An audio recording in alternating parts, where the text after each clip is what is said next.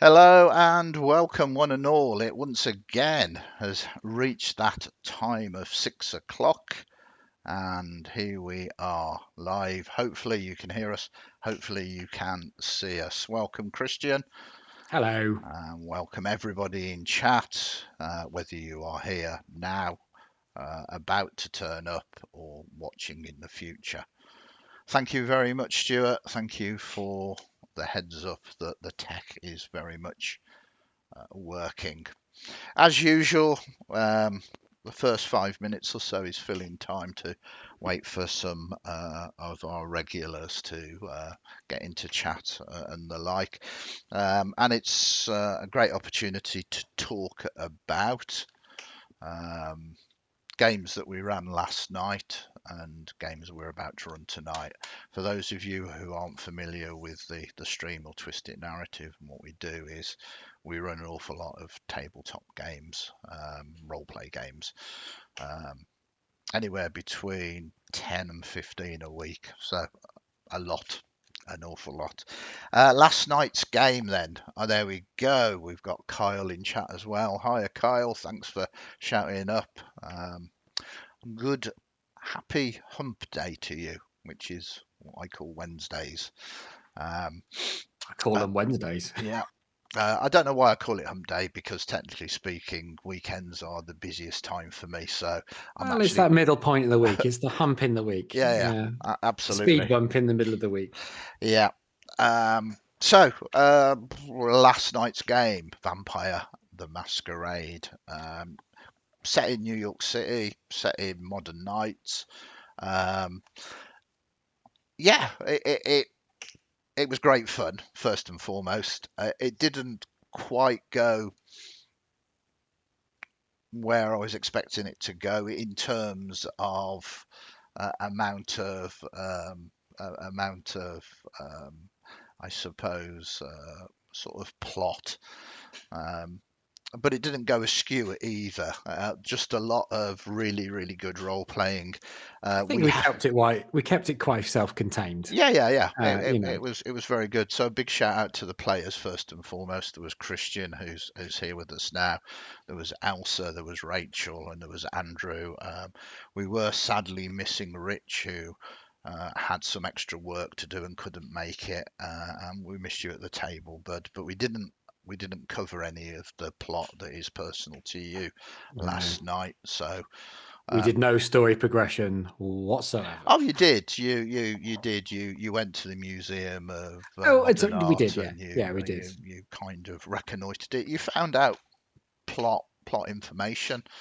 Not Absolutely. much though, because we kept rolling bestial failures. So It was a night that the dice were not with the players, and it did create quite a few quite nice scenes. But certainly found out some information, turning obstacles into opportunities. Christian's character did when one of I suppose I'll let you explain. well, it was a New York City socialite that is currently under my character's care. But she has to be hidden because she's supposed to be at some sort of facility in Albany, which is where we liberated her from that. And things progressed, and she's bored. And I thought, oh well, there's the opening night of Elsa's in chat. Hello, Elsa. Yeah. So Elsa's character has a bar, and it was the opening night. And this socialite was bored. I said, "Oh, I'll take you there, but you've got to wear a wig and you've got to wear a mask, and so your parents don't find out because her socialite's parents, dad's running for mayor of New York, and it transgressed that she was dancing, the wig came off, and one of her parents' staff recognized her, and then my character had to go have a quiet word with the staff member, and I had two things I could have done there, and one of them which was to try and convince the guy not to tell the parents that she was there, and the other thing I could have done was kill him. And I thought it's vampire, but I don't want to lose any humanity, and so I'll just ghoul him instead. Mm. So that's eventually my goal, to ghoul him. My goal's to ghoul. Yeah. And it worked. The reason why all that came about, I wasn't throwing things in there directly to No, trick. It was a very I bad failure that you bestial got. failure. Yeah, Um, no, a- the and worst kind of failure. and I like to use those opportunities to bring out complications for the characters, and I like the characters to resolve those complications, how they sort of see fit, and that was great, really good fun to see. Of course, I think we all can all agree, everybody who was at the table last night, and I'm pleased that Elsa is in here. Elsa's character was, for plot reasons, not feeding, Hungry. so letting her hunger raise for character reasons. And it got to the point when the beast was really talking and trying to tempt or force Elsa's character to feed. Um, and we had to talk about accents actually yesterday on yesterday's stream, and I was going to do the words and stuff, and I thought it'd be interesting to ask Elsa as the player, what is the voice of your beast? And they said it was kind of manifested as a sire's, and we had a little brief sort of description of the age of the sire and everything else. Then Christian very kindly stepped in, and yes, Elsa, it was really, really good. It was the highlight of the game for me. It was just absolutely outstanding. Very, very cool. And I will not be doing that voice on here, because if that's yeah, yeah. Jocelyn's watching, I yes, no, I'm not doing the voice on here. It was It, very appropriate for the moment, and very in keeping with everything. Uh, so yeah, so a great game. Really looking forward to what happens next. They've got through that. The nightclubs had their opening night. Everything went really well. Jocelyn is here now. oh It's no, kind of, you say their name and they shall appear. Um, Brian Blessed. well, that'd be cool. Hiya, Brian. Oh, arise! Uh, um, so they got through the opening night, and we're going to cut next to the following night, the Saturday night, where they've arranged a little bit of a VIP party, and some very prominent NPC characters are about to come to that, and that's going to be an interesting session, which will be in 2 weeks' time. But Or a there's a, bloodbath if anyone gets hungry again. yeah, well, I mean, this is Vampire the Masquerade, and anything can happen, anything can happen. You've mixed it up a little bit. You know about a big bad, you know about an even bigger big bad. You also have issues with potentially the Anarchs and with the uh, hidden Sabbat, and problems with, well, the Camarilla as well, really. I Yeah, mean, yeah, the great thing about Vampire the Masquerade is you never really know who your friends are. Well, actually, you do know that you don't have any friends, as yeah, we discovered in the cliffhanger last night. I'm pretty sure you yes. picked up on that, but Ah, we won't I say any mean, more about it. We won't say no, any more no. about it, but because I want to resolve it in character. So that was our game last night. So again, a big shout out to all our players that came into it. I had a cracking time. Christian, Rachel, Elsa, Andrew, and hopefully Rich, you'll be back with us next I hope so. session. Which then leads us on to tonight's game, and I am so excited. You can see my monitor shaking because I'm banging the desk. Either that Um, or there is an earthquake. yeah, yeah. And Mork Borg, I believe how we pronounce it. We've spoke about Merkborg. it a number of times, and tonight is the night we are running it. And the more that I kind of read it, and there's not a lot to read, the more I immerse myself in it, the more I look at the rules and wonder how the rules are going to work, the more excited I get. It really is. Yeah, yeah, Jocelyn, absolutely. The more excited I get for it because I'm kind of being transported back uh, to when I started role playing. If you can call it role playing, it's more gaming. It's getting around the table with your mates, and you just kind of go. We're not quite sure where this is going to go. The rules are kind of so light. We know you're going to do some stuff. Are you going to succeed? Are you going to just just die? I've literally, and not because I want to be the GM that says, "Oh, I'm going to kill all your characters," but I literally have said to the players, "Make 4 characters. It's really easy to do. You can just go to the website, and there's just a character generator you can press." And a button saying click to kill this Yeah, one. yeah, And actually, that's what I'm going to be doing. yeah. Yeah. So I've asked them to generate 4 characters each because they could well go through these characters. You literally, your hit points are a D8 plus your toughness, and your toughness can technically be in the minus numbers. So characters starting on 1 or 2 hit points is not beyond the scope. Bearing in mind, a femur will do 1d4 damage. Sort of two-handed sword will do 1d10 damage. I mean, it's insane, and it's quite difficult once you get into that love of fifth edition to go. Did people do people play games like this? What? What? Um, on top of all of that, it's the setting as well. The setting is dripping sort of death metal, basically. It is grim, truly horrible, and just glorious. It I'm looking forward to it. all wrapped in one. It's not particularly designed for children, and yeah, Unless those children, I don't should know. come with a number of Children went to warnings. my secondary school. Yeah, well, he did. I'm not going to say that. I am. You came from Bristol. I mean, you know, I mean, it's fair. Uh, Look at just, I mean, yeah. I had a full head of hair until I was 8. You told me some stories about your some of the schools that let's face it, it's all around.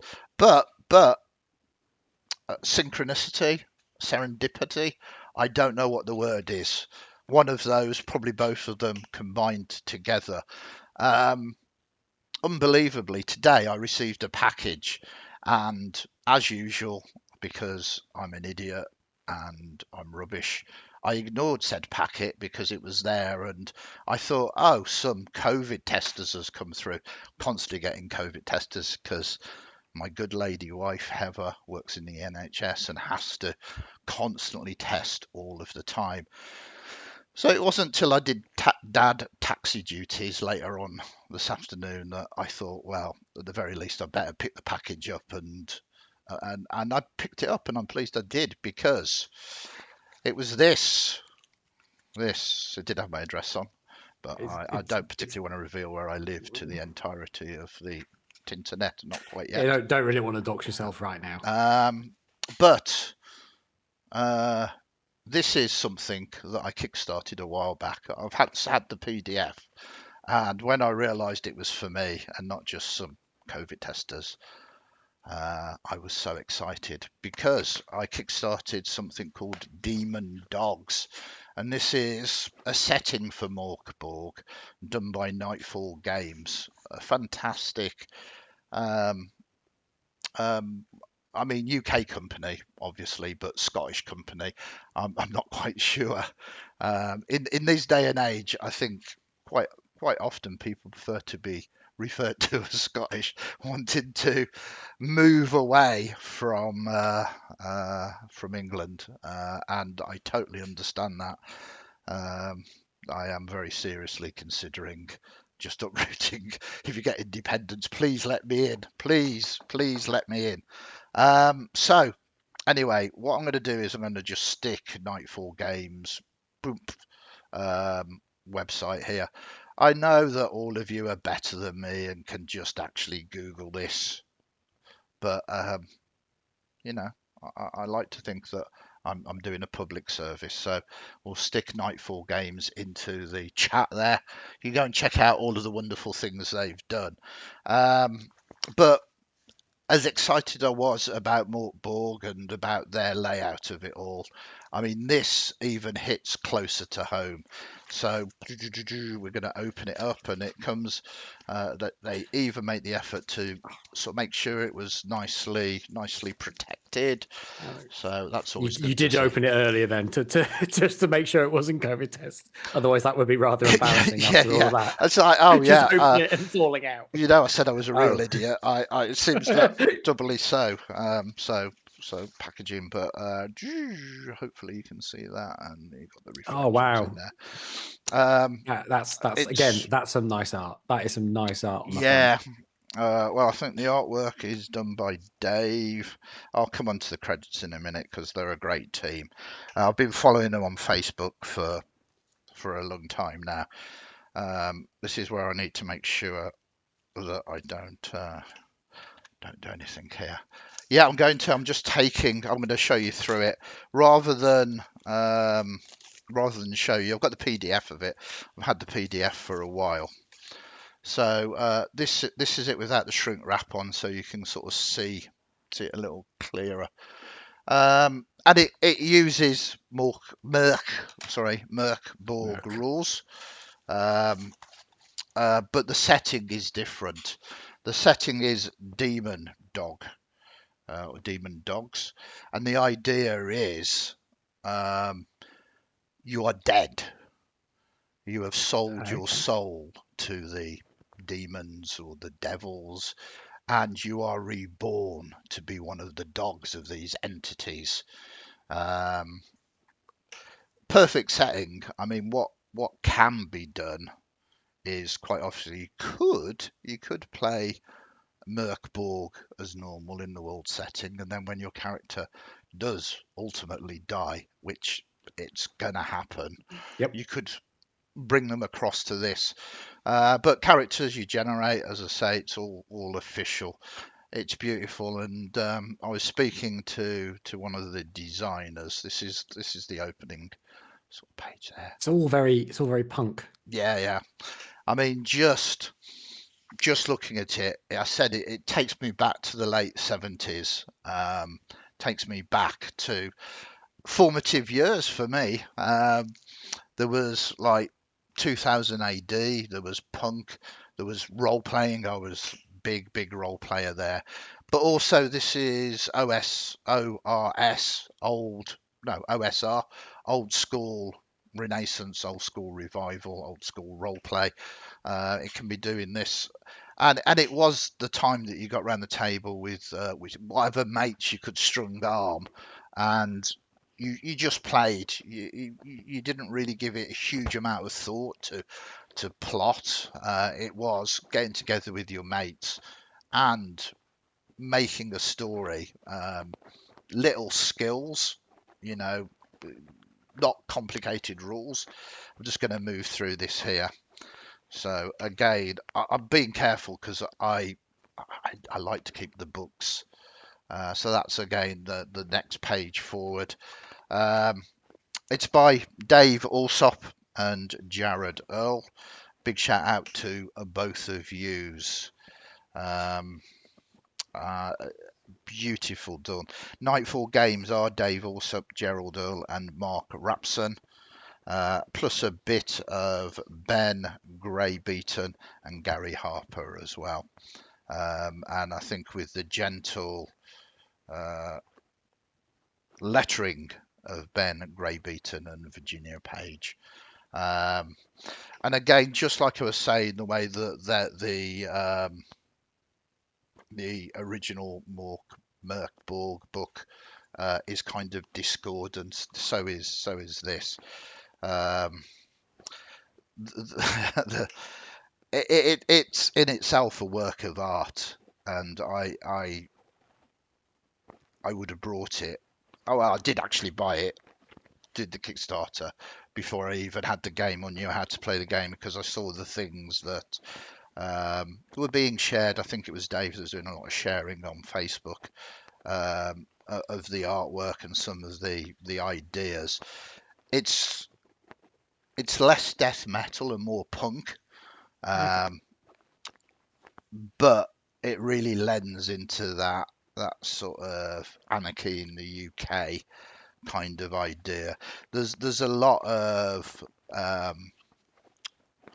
vocabulary that is very sort of UK-ish. I wouldn't say particularly Scottish, but I mean it's just some of Is these. there? Have you got an example, like an Yeah, example yeah, you can yeah. say on a stream that might be viewed by? No, no. Ah. Ooh, Um, good. but like for instance, I don't know if you can sort of look into this. Yep. I don't know. It's reflecting it. It's all these kind of extra, Yeah. and in many ways it does remind me a little bit of. See you later, Elsa. Thanks for dropping by. Reminds me of Monty Python's Flying Circus. Terry Yeah. Gilliam. Is it Yeah. Terry Gilliam? Terry Gilliam. Gilliam. His kind of anarchic kind of artwork, and Yes. uh, there's a degree, once again, like Merc Borg. There's tongue in cheek here. Yeah. I suppose that is kind of like. So this is the beastery or bestiary, horrible Horrible sods. sods. It's so flavoursome. Um, So it's is it got like a world setting? So is it kind of a whole world? And it's not so much a world setting, but a flavour of a world okay. setting. So, Yeah. like I say, it's Mork Bork characters. You have Yeah. died. There is information on like a number of the demon lords that you can have been. That you've done a deal with, you've done a pact with, and you are basically part of their gang now, and you start off as low-level gang members, and there's a first tier and second tier and third tier. As if you survive, you get boons from them, and you become more sort of powerful. Um, so I mean, it is technically a world setting, but that is the setting there. Um, there's another piece of artwork that I just, and this is the beggar. Boom, boom, boom, boom. Those of you who've seen it on Facebook, you'll sort of know this is getting there, getting there. Okay, filthy, bloody beggars. So again, I don't know whether you can read all of the text. I should No. probably light this up. But fundamentally, dirty little secrets that they've got. There's table for that, and it's just the design and the layout, and they've got bits and bobs that you can kind of roll for. There's a load of very, very cool sort of randomized sort of tables. It's just brilliant. Yeah, just brilliant. And I'm very, very excited, to receive it, get the physical product in my hands, and I'm not sure whether we will use it tonight, but who knows? Who Well, knows? if tonight goes well, hopefully there'll be more sessions Yeah, in the yeah, future. I'll definitely be using it, absolutely. But I want to say a big thanks to Nightfall Games, um, to the designers, one for making it, but also thanks for an amazing product. So big thanks to Dave, Jared, and everybody else at Nightfall. It's great receiving something that you really want, and I love running all the sessions I run, but tonight in particular, I'm very, very excited by it because it just feels like I'm going back in time. Like this It's is. completely new as well. Like Yeah, yeah. this is feels like we're at the forefront of something here that probably no one else has played this before. Yeah. and it's it's going to be a fun one. I think I've got Yeah. my 4 characters. I've not even read them, and I'm not going to actually bother knowing which one I'm going to play first. I'm just going to open one, and the moment it's dead, it's deleted. Yeah, yeah. That's good. Because I'm not an optimal role. You know this. I'm not an optimal role player. This I'm is I'm this is a fine. suboptimal role player. One of the really cool things about Merkberg is that you can randomize, you can generate a character really, really rapidly. So a shout out to the players on tonight's games, Christian again. We have Ian, we have Matt, and we have Josh. So I don't think any of them have particularly played before. I think Josh is certainly familiar with it. So it's going to be fun. I'd say wish them luck, but they are doomed. They are doomed, and that is part of the game. So that is 2 games, kind of a little bit of extension because I wanted to show you Demon Dog, and I think it was definitely worth that. Check them out, Nightfall Games. Um, I'm not sure whether you can have this print on demand on I don't know. Check them out. They've got other cool games that are coming out as well, and I will most definitely be paying a lot of attention to them. Brooks Stewart said die well. So Yeah, thank you very much. I make sure I will. And yes, we'll have a lot absolutely. of fun tonight. We'll try not to make it pointless deaths of you tripping up, falling into a Oh ditch, and that's it. But that could happen. That could yeah. happen. Yeah. Um, Or the apocalypse could happen quite early on. Yeah. so a couple of other things. A couple of other things. We've done some GM's tips, sort of the last number of 6 o'clock clubs, and I quite like it as a feature, but it's less. I think it's misnamed. They are GM's tips, obviously. So I'm kind of looking at sort of changing that to something like "Welcome to my table." So it is personal. Yeah. It's kind of how I do things. Um, it might be useful to you, it might not. So I'm going to sort of mix it up. We'll still do it, and it'll be kind of welcome to the table, and it allows me a little bit more to just chat about me, because like, Well, I mean, you are pretty great. well, Please don't kill my characters. I'm not going to kill them. I don't need to kill them. That's the thing. I'm literally spent most of the day kind of attempting to try and work out how on earth I can, and at the end of it, I just went, no, they're going to die. They're just, Yeah. I Yeah. mean, that is the game. Don't break the game. Just let the dice, and it'll be you rolling the dice. And another mechanic in Yeah. Merkberg is players roll the dice for everything more or less. This include the monsters don't attack. Well, they do attack, but the players roll their defense rather than the monsters rolling an attack. So you roll Oh. to dodge out of the way, not me rolling to see if I hit you. Oh. Yeah, yeah, no, I'm it's I'm gonna burn through those 4 characters pretty yeah, quickly yeah, then. yeah. It's and that's quite an interesting design mechanic before we come on Welcome to my table, because what it means really, if you think about it, is the DM. If a DM was to fudge dice, doesn't fudge the dice in this, because the No. DM's not going, oh, the monster missed. It's like, can you You, roll me a defense yeah. roll? It's Uh, all on you. yeah, Yeah. yeah. It's great. Not not the GMs ever fudge dice. No, Players, if you're listening, we do not GMs fudge dice. GMs do, and I tend not to, um, because I like the dice to tell a story. I Um, do. I yeah, fudge them all the time. But it's because my dice as a player have the same effect when I'm a GM. And if I didn't fudge them, I would never blooming hit any of my player characters. yeah, Sometimes I'm like, yes, I've hit you that time. yeah.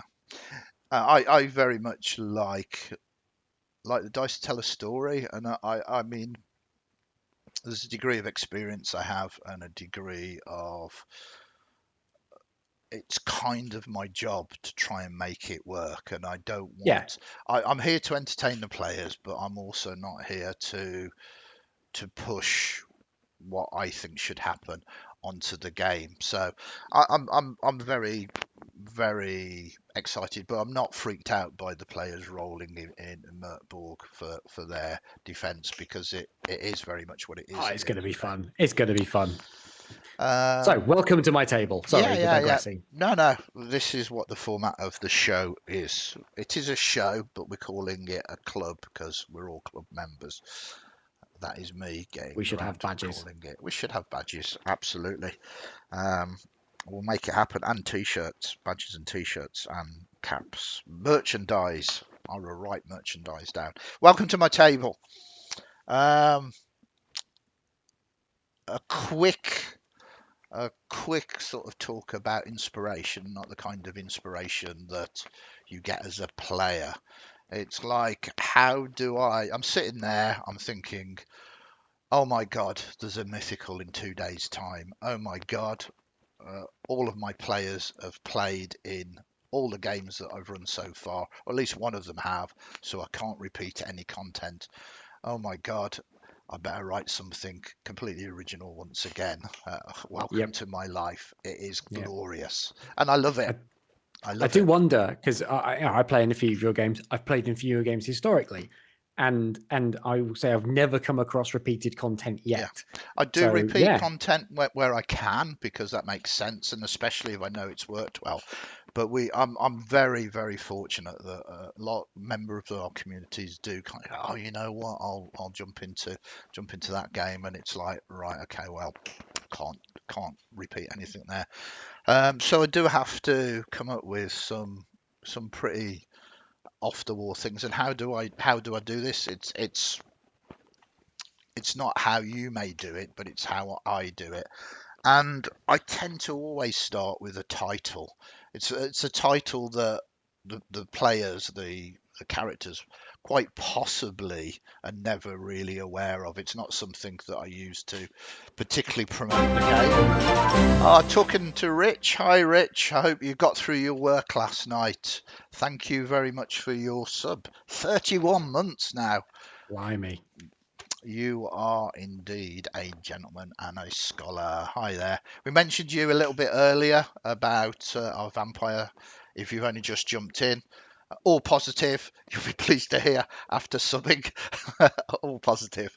But I We hope you we managed. greatly missed you last night. I hope you managed to get the work done, and we did miss you last night. Um, so, yeah, title, and I use that title then as a way of kind of inspiration for drawing things. And was you going to say I was going to something? say, do you have an example of one of those Yeah, titles? I So, do. and So is it like and as a follow up question? Sorry, I know yeah, you yeah. haven't answered the first one. Do you title like the upcoming, say, episode, upcoming story, upcoming what does that title represent? Just a way of getting me sort of motivated and trying to kind of think of a story. But I tend to think of titles that are out of the box, because when you're trying to write more content and you've wrote a lot of content, it's quite Yeah, difficult to tell a story that's different. And sometimes maybe I'm my own worst enemy. You don't necessarily need to break something that isn't broken. Certain encounters are classic encounters and are fun to go through. Um, so in terms of one, this is something that we'll be talking about tomorrow. Um, is one of the games I've already run, but uh, is something that we're looking at publishing ourselves. And there'll be more on that tomorrow. And ooh, exciting. the titles that I tend to choose are phrases or sayings or kind of play on words that is in the common sort of zeitgeist, really. Yeah. Um, So and give us an example then. Well, this is what I'm about to do. The one that I'm Sorry. specifically talking about is fortune favours the bold. Okay. So I kind of used that as a starting point. It's like this. Oh wow, that's good. Fortune favors the bold. That's really good. What we can do there. And then I wanted to put twisted narrative, a sort of twist on it. So I thought about it. Still like Fortune. My players know I like my um, sort of messing around with luck, fate, destiny, and all that. So Yes. that Yes, we is do. kind of a strong word to have and a strong sort of idea. The bold, what could we do there? And I deliberated on it, and then I realised bold is um, you know the majority of the word of a particular monster called a kobold. Ah, So okay. the twist I put is fortune favours the kobold. It's not particularly clever. It's not particularly world shattering, but that was enough to suddenly go, well, okay, so we've got the monster. Kobolds, love kobolds. Kobolds represent kind of sort of traps and all of this kind of stuff. And traps, wait, they're traps. And we've got fortune in that title as well. Maybe giving disadvantage or causing issues and problems. How we're going to do that. And then that brought me to the point of, wait, they're speaking sort of in the larger sort of universe of D&D, there's luckstones. Okay, so how about luckstones require a certain kind of mineral that needs to be mined? That brings the kobolds into there, and maybe they have taken over this mine. They have stopped, the production of these luckstones, um, and it started opening the floodgates of creativity. Yeah. Um, Hmm. so So, yeah, go on. so I was just tithinking sort of along those lines of so you've got kind of an adventure there now from your Title. initial title. Yeah. Um, I mean, it's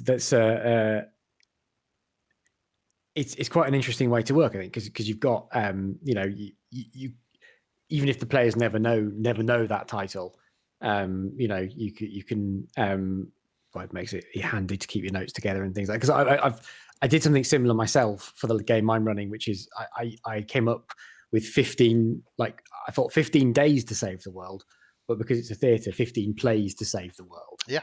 Perfect. And even though the players have actually now gone well off piste from that, Yeah. Yeah. the initial idea was there. So with sort of the titles and with the plays on words and things like that, do you ever find you kind of visit popular culture and nick something from that and kind of run something adjacent to that? I'm very pleased you've asked me that, and totally unscripted as well. I mean, No, I didn't even know what this was going to be tonight. okay, yeah, one of the games that I've run recently, and again we might put out for publish, is hi there. Thanks. Pills Pub went live. I'm not sure what that means, but thank you. First time in chat. So yeah, Summer Nights. Summer Nights is the title. Set in the Fae Court, the court of the Summer Queen. Um, cheers for that, King. Yeah, it's we like the books. Um, so Summer Nights, but the play on words is, and it starts off with the ceremony of the players being knighted by the Summer Queen, Titania. Um, but it was a very big lean into the movie Grease. I thought I would hope it would be if it was called Summer Nights. And they very rapidly get taken through to a frozen realm. There are chills; they're multiplying, and Oh, I see. there's a lot of sort of play on sort of words like this. And part of the fun of it is waiting to see. My regular players quite often just start going, oh, oh, oh. Yeah. But it's fun, and they met a group of sort of gnomes that were tobogganists, and they were entering a race, and they were called the tundra birds, the T-birds, and obviously there was a group of fey ladies known as the Pink The pink Ladies, and ladies, yes. so yeah, so some players hate that. Don't get me wrong, but the story itself was not comical in No, terms of there was just all of those common reference points that it was adjacent to the yeah, story of Greece, that's and it right, wasn't yeah, running through the story because that it's not something I've ever done. Because I know I don't think my players would respond well to that myself yeah, with my group. yeah, And also my group has read everything and seen everything. yeah. And the moment I present any monster to them, they always go, "I know what this is," even if it's something I've homebrewed. Can I refer you back to one of my earlier GM's tips? Believe me, they won't know what it is. No. Change change the picture, change the Yeah, name, yeah, and they will panic. Um, so yeah, so I mean, it's an interesting thing, but it's a way of getting inspiration and using, for instance, that song from Greece and kind of some ideas from it that are completely different, but to sort of pull it all together. I've run it a few times now. Everybody seemed to enjoy it, and as I say, the adventure itself isn't trying to replicate Greece. It's in no way does it do that. There's just a homage to it, yeah, and it seemed to work. But it's a way of getting those creative juices sort of flowing. yeah, I don't do it all of the time, as in Summer Nights, those kind of homages.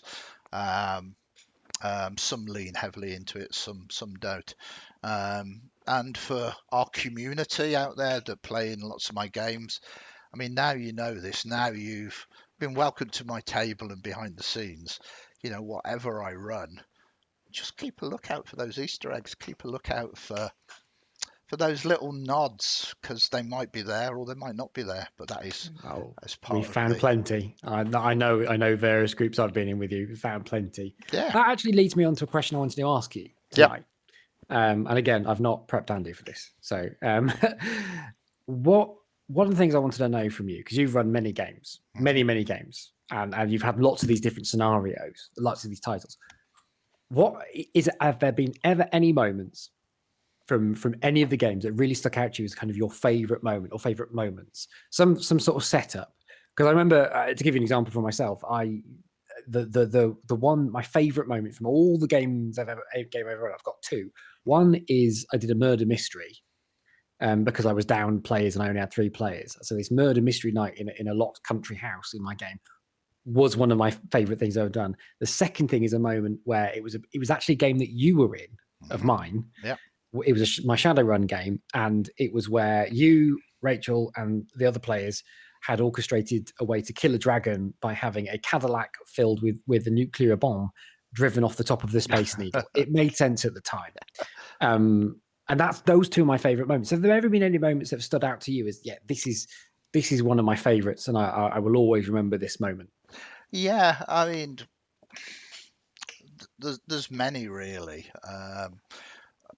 I'm the kind of GM that celebrates the success of the players. So when they get a great victory, even without a struggle, if they've thought about it and they're planned, I mean that's very very great to watch, to see the excitement on their faces, and even simple things like the excitement over rolling, critical successes, which is absolutely just fantastic to have that kind of atmosphere round a table. Um, and I do like my advanced storytelling, and we did a campaign once. It was Untold Chronicles. This was back in the day in the shop, and it was a number of different groups, separate groups. One or two players maybe playing in one or two extra games, but the games were all the same system. It was fifth ed D&D, um, but the groups just didn't know each other, and what they didn't actually realize at the time is they were all playing in the same game world, in all the same campaign, and Okay. things that were happening at the same time. There was going to be Yeah. a big invasion that was going to unite all of the players together. And this went on for a good 2 years before the reveal. And of course, you kind of knew, I knew right at the Yeah. start, Yeah. and it was holding back and not wanting to, because sometimes you get this great idea and you might want to very rapidly kind of bring it out for the Yeah. players. You get there too quickly, and you realize that you've pulled the trigger too soon, Yeah. and the moment's not as special as it could have been. So I think that was one of my great enjoyable moments, when the realization, amongst, and there was probably a good 5 or 6 different tables. I wasn't running them obviously all at the same time. We did a lot of different ways of that would have been telling if you just yeah, one moment. I'm just going to turn around to these guys. that suddenly, um, yeah, the Githyanki were invading, and these dark purple lights that appeared in the sky were portals beginning to manifest. And then suddenly everybody realized they were all in the same campaign, in different parts of the world. Yeah, that must have been Um, amazing though. That uh, that that must have been a really good feeling, because I know I quite often spoil it for myself when I've tried these things. yeah. But yeah, no, that's really really interesting. Again, I'm very, very blessed and very fortunate in the fact that I have all of these tables to be able to attempt to do these slightly larger sort of concepts with. Um, and that was great fun, and I think all the players enjoyed it as well. Uh, um, Brooks Stewart said it was good fun. This. I think that was back at Summer Nights. Oh right, yeah. Yep. Summer Nights was great. Absolutely. So we are coming to that witching hour. It is 1:45, so we are about to enter into the very dark world of Merk Borg. We will be. Look at this. He's got his hood up now. He's become a Last time hoodie. I did this, I fell asleep, I have had people fall asleep in my games. I will admit that. I mean, and and uh, and I fell asleep once. I'm sorry. I'm so sorry. Rachel as came a in and GM, poked me to wake me yeah, up. I was as like, as oh a no! GM, it sometimes happens. Um, This chair is so comfy. yes, but you take it on the chin and you carry on, asleep or not. Um, so I was going to talk about um, some future plans that we've got. One of those was welcome to my table rather than GM's tips. Um, I hope you enjoyed that. We'll start talking about the Twisted Narrative sort of publishing side tomorrow, as we've got Matt who's coming in, who's going to be co-writing a lot of this with me. So that'll be the perfect time to talk about that, and to talk about other things that we might be playing around with. What chair is it? Um, Very good. Um, so I'm afraid time is ticking on. I've got a game to run. We will report tomorrow, or I'll certainly report, because we'll be missing Christian tomorrow. I Yeah. would like to point out now, everybody, that the reason why Christian is not here tomorrow is because I killed all of his characters tonight, and he refused to come back onto the stream with me. It is it is a plan. He's having a day running his own games. Um, Yes, I run Shadowrun on Thursdays. yeah. So, big love to you all. Thank you very much. If you're new on the stream, give us a like, a follow. Um, Please pop across to our YouTube channel, because we are desperate to get some subscriptions there. We want to get the algorithms and the metrics up and running. Check out Nightfall Games and have a look at Demon Dogs, and I will report back tomorrow how Merk Berg plays. In the meantime, everybody have a great evening. Have a great day tomorrow. Big love to you all. Be nice to each other. Catch you later. Bye for Bye. now.